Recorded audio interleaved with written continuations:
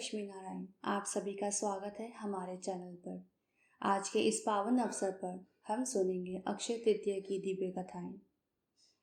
अक्षय तृतीया को अत्यंत शुभ और फलदायक तिथि माना गया है। आज का दिन हर शुभ कार्य, दान, पुण्य और आराधना के लिए विशेष माना गया है। इस कथा को श्रद्धा और भक्ति से सुनने से अक्षय पुण्य की प्राप्ति होती है। तो आइए मन, वचन और कर्म से इस पवित्र कथाओं का श्रवण करते हैं। अक्षय तृतीया, जिसे आखा तीज भी कहा जाता है, हिंदू धर्म में एक अत्यंत शुभ दिन माना गया है। ये वैशाख मास की शुक्ल पक्ष की तृतीया तिथि को आता है और इस दिन का नाम अक्षय इसलिए पड़ा क्योंकि इस शब्द का अर्थ होता है जिसका कभी नाश ना हो। मान्यता है कि इस दिन जो भी पुण्य कार्य, दान या शुभ कर्म किए जाते हैं उनके फल कभी भी समाप्त नहीं होते। इस पावन दिन से जुड़ी कई धार्मिक और पौराणिक कथाएं हैं जो इस पर्व के महत्व को और भी बढ़ा देती हैं। तो आइए इन कथाओं को हम विस्तार से सुनते हैं।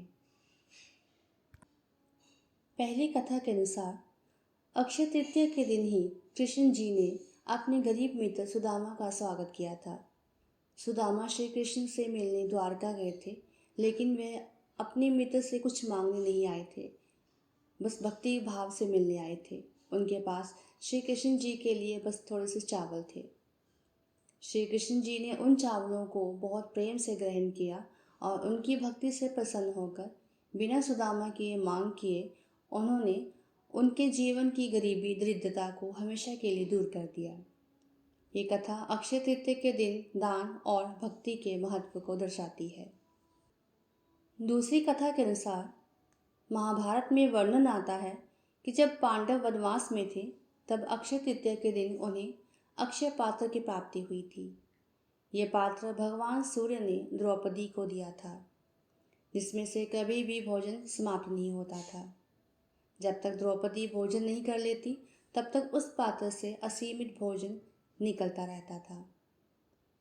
इस चमत्कारी पात्र के कारण पांडवों और उनके साथ रहने वाले ऋषियों का वनवास भी सरल हो गया। इस कथा के अनुसार अक्षय तृतीया दिन उन चीज़ों के लिए भी प्रतीक है जो कभी समाप्त नहीं होती, जैसे कि पुण्य, भक्ति और भगवान की कृपा।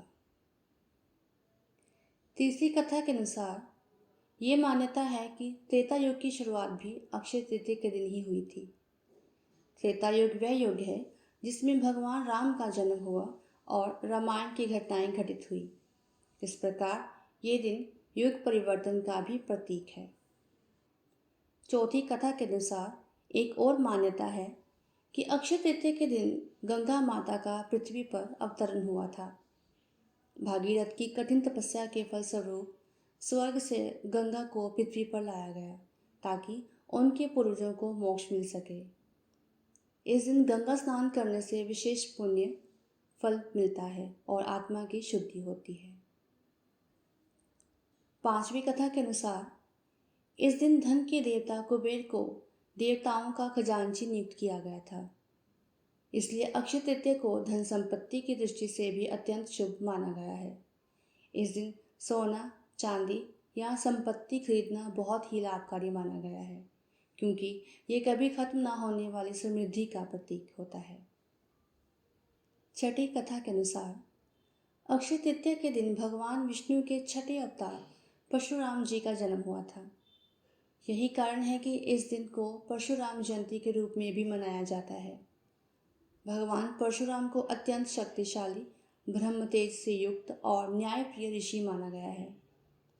उन्होंने धरती पर अत्याचार करने वाले क्षत्रियों को 21 बार समाप्त किया और धर्म की रक्षा की। तो आइए जानते हैं अक्षय तृतीया पर क्या करना चाहिए। अक्षय तृतीया के दिन श्री हरि, विष्णु और माँ लक्ष्मी की विधिवत पूर्वक पूजा करनी चाहिए। इस दिन विष्णु सहस्त्र नाम और श्री सुक्तम या राम रक्षा स्तोत्र का पाठ करना अत्यंत शुभ माना गया है।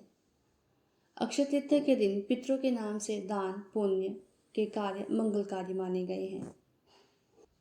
अगर संभव हो तो इस शुभ दिन पर गंगा जल से स्नान अवश्य करें।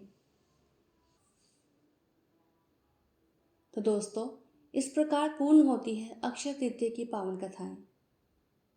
इन कथाओं के श्रवण करने से अक्षय पुण्य की प्राप्ति होती है और जीवन में सुख, समृद्धि और मंगलमयता आती है। ईश्वर से प्रार्थना है कि हम सभी के जीवन में आनंद, शांति और सफलता बनी रहे। आप सभी का हार्दिक धन्यवाद जिन्होंने प्रेम पूर्वक इन कथाओं का श्रवण किया। अगर आपको ये कथाएं अच्छी लगी हो तो कृपया हमारे चैनल को लाइक करें, सब्सक्राइब करें और बेल आइकन दबाना न भूलें ताकि आप भविष्य में ऐसी ही शुभ कथाओं का श्रवण कर सकें। आप सभी को अक्षय तृतीया की ढेरों शुभकामनाएं। जय श्री हरि, जय श्री हरि।